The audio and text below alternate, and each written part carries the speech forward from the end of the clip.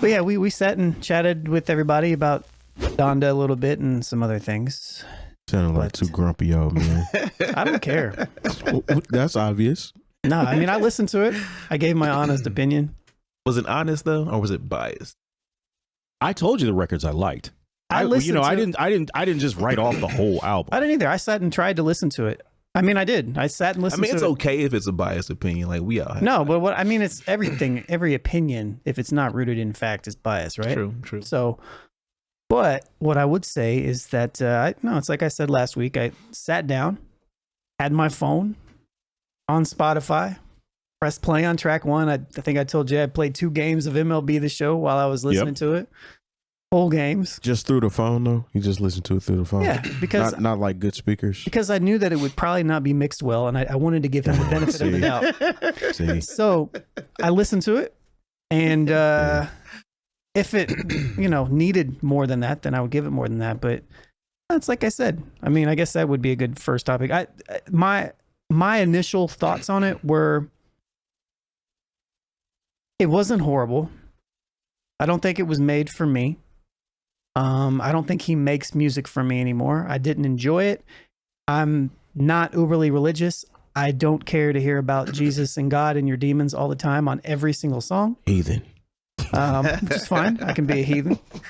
I feel like it was the same song redone in a different subtle way, like 25 times throughout the entire record. It wasn't. But it kind of was, because every time I would listen to him, especially his subject matter. His subject matter was not very... That's what I'm here for. No, I'm not even riled up. I'm not going to change my opinion. When I listened to it, it was just... I guess I probably knew that's probably what I was going to get. And I only listened to it because I knew we were probably going to talk about it. But otherwise, I've got no reason to want to listen to Kanye West in 2021. I don't, me personally. But I wasn't impressed. I was kind of excited when I heard the Lauryn Hill joint. At first, I thought the chop was a little weird, but then it started playing. I was like, "Oh, this is a jam." Mm-hmm. And then I was like, "All right, that's cool." And then it went into another one that was kind of cool. And then it went on to the joint that was right after it. It was Remote Control, or a couple tracks after it. I thought Remote Control was cool. I like that one. And then a couple other spots here and there. I was like, "Oh, that's a cool moment." Mm-hmm. But it just had a bunch of random cool moments and nothing that I could get behind. And it was 27 songs long. I didn't need 27 songs. He should know better. It starts sounding the same, I would say, probably around song 14. Mm-hmm. And then it'll skip. It'll like jump off that path and it'll jump back on it. So I did notice that too, because I listened to like the first, I don't even remember. It was like 6 or 7 or 8 songs or something. And then it feel like it kind of shifted like the feel a little bit. And then it kind of got on a run for a while. And then it kind of went back. Mm-hmm. And so I don't know. It was an experience. Well, Yeah. Because everybody's like, "Oh, well, you can't listen to it on your phone or through your headphones." So I was like, "All right, No, well." you should listen to it through your headphones. But I said, "Okay, when I get to the club and I got a premium sound system, let me run a few of these songs." And there were some of the songs I'm like, "Man, this is." I'm starting to depress my staff by playing this on really loud speakers. Like I said, I don't think it's a terrible record, but I think this is something I didn't put this out in any other place because I wanted to save this for the show. We're all of the era where you bought records. We all remember going and busting that packaging open and reading the credits. Right. I think we've all had the experience of being on our lunch break or going somewhere at midnight and getting a record. I just want everybody, when they talk about how, "Oh no, it's cool, this album is great," or even with there are people capping for the Drake album, that would have been a double album too. As far as the length and the amount of songs, We'll get there. would you feel the same for the people who really are through the moon for either one of these projects? If on your lunch break you had to go to the Sam Goody or the whatever record store that was in your and give them $27.99. I wouldn't plus spend $27 on that. A double album? Or say you caught it on sale for 22 or 23. I mean, I've paid that for a double album. You know, when it was time to get. You remember how disappointed I was pissed off when I went to Rockin' Billy's and bought that album. Yeah, but that album was better than Art of War. I'll tell you that much. But I'm just saying, like, if you dropped, say you caught it on sale for $22.95 plus tax for Donda, would you feel the same way? I'm not speaking to anybody in this room. I'm talking to those people who have been saying this is the greatest thing ever and this is an achievement. This is the. Would you feel if it didn't come to your phone for free? Yeah, but see, this is the devil's advocate on that though. If you went and bought that, because we were also in a time and age where you had to get comfortable with that purchase too. So I couldn't just listen to it this one day and then write it off and wait for Drake to come out the next week. Mm-hmm. I'm going to spend this money on it. And I'm actually going to get comfortable with this release and then be like, okay, let me really critique this because I know I'm probably not going to get another album from Kanye for at least 2 years. But I remember buying Art of War and being upset with my purchase that day. I also think that at this point in time, yeah, I was upset with that purchase. Yeah. At this point in time too, where we have listened to so much music and a lot of us have been professional critiquers, if you will, right? Mm-hmm. Mm-hmm. I don't need to sit with albums like I needed to sit with albums in 2000. I mean, don't get me wrong. The reason why I said I don't think Donda is a bad project is because I don't feel like it was made for me. Yeah. And I feel like it has its moments. But I knew what I was going to get into when I listened to it. And it was pretty much what I expected based upon the snippets that I heard. Mm-hmm. I knew I was never going to listen to it again, or I have no need to listen to it again. It's 27 tracks long. And I'll say this about Donda. I'm the resident Kanye fan, so it is what it is. And I'll tell you when Kanye drops something that I don't mess with, I'm always upfront and honest about that. If Donda was not 27 tracks long, if I could trim the fat on Donda and cut it down to maybe, let's say 14, I'd have been happy with that. Because there's a lot of songs on there that, I mean, it's almost like filler. Like even the Pop Smoke song, that didn't need to be on there. No, it didn't. That was just like, let me throw a Pop Smoke feature on here, and you're not even rapping on it. But overall, I get the moment. I get the feeling that he was trying to portray. Now, is it one of his best albums? I'm not going to say that either, but it's not trash. And to me, it doesn't sound like it's all the same. It has a moment where it sounds very similar, but then it'll break up the monotony. Then it gets back to that same thing. Mm-hmm. But in my personal opinion, it doesn't sound like one just opera act 1, 2, and 3 where it's all the same type stuff. But I don't know. It is what it is. Yeah. It's not that bad. No, I don't think it's horrible. I just don't like it.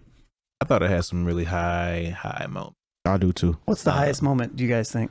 Let me look at the track list. For me, the one that keeps coming back to mind is the Jesus song. Like, okay, I'll preface this. I'm not a religious person. Like, I don't like church. I'm not like promoting like that Jesus Lord song is like cold.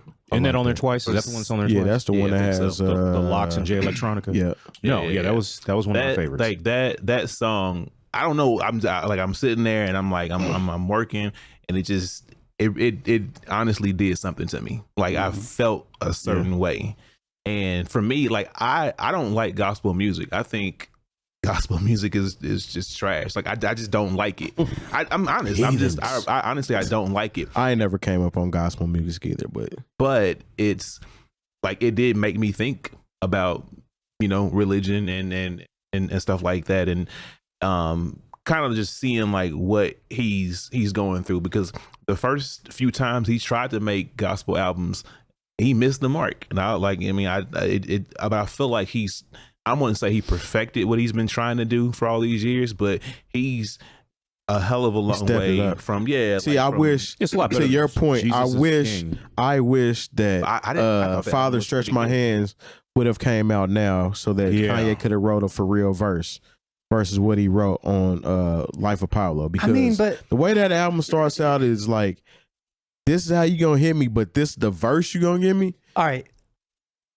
You guys think that the verses that he was writing on this album were They're good? not bad. I'm not saying that they're for his verses. Yeah, I'm not saying that they're immaculate and they're great, but I mean, they're not terrible. You know what I'm saying? So I'm gonna give you my rundown of this is what Donda should have been. Okay. So Donda chant, I would leave that just because of what it means. You know what I'm saying? Heartbeat, right? Yeah, or whatever. I don't know exactly, but I understand him chanting his mom's name. I get Somebody that. else actually did that before him. Yeah, I get that. Jail, I can dig jail. Would you make it instead of a jail 1 and jail 2? Would you just put the I would features make together? Yeah, I would just put them both together. All right. Jail, off the grid stays. Hurricane stays. I don't know any of these songs. Junior stays. Remote control stays. Heaven and hell stays. Donda stays. Jesus Lord stays. Just combine them. Yep. Yeah. No Child Left Behind. I understand that. I mean, it's not for real a song though. It's just like, it's almost like an interlude. Some of this stuff is just interludes, but they're called songs. So even back when we're talking about albums, these would have been listed as interludes on these albums. You would have immediately skipped it anyway if you don't want to mess with it. But I mean, to me, those tracks, and then along with the one we're gonna get into later, that's a complete album to me. I think there needs to be some sort of almost gentleman's agreement in hip hop, to where like, okay, guys, like I understand we all are playing this streaming game, but can we just keep it to 12 to 13 songs, maybe 15 total if you got interludes? Because I'm sorry, I see a playlist like this, and I'm like, I already know it's going to be unfocused. You know, even when we think about the double albums from the 90s, there's not very many double albums that we can actually sit here and say were very good. Like there's a handful of double albums that make the cut that you could be like, oh, that was a good album from front to back on both sides. Which means that people shouldn't do them. Yeah. I don't know, that Nelly sweatsuit was that was a #1 stunner, wasn't it? Yeah, but at least he had the good sense to sell them separately. What? I thought they came together. No. Actually, what he did is he went back and re-edited for Sweatsuit, put grills on it, and that's how he re-released. The same way when Jay-Z did Blueprint 2 as a double album and re-released it as Blueprint 2.1. Yeah, Blueprint 2.1 trim the fat. Yeah. I don't know. Okay. I mean, I agree. Like, I think that when people make double albums, like it's like you said, it's unfocused. I think that's a great way to put it. It's just, I mean, like you can't just make a decision and just, you know what I'm saying, just cut the fat. If you've enjoyed this segment of the New Old Heads podcast, make sure you join our live show every Tuesday from 9 to 11 p.m. Eastern on twitch.tv/newoldheads. You can also catch playback of all of our shows on any podcast app and youtube.com/newoldheadsnetwork. And go to newoldheads.com/community to join our Discord.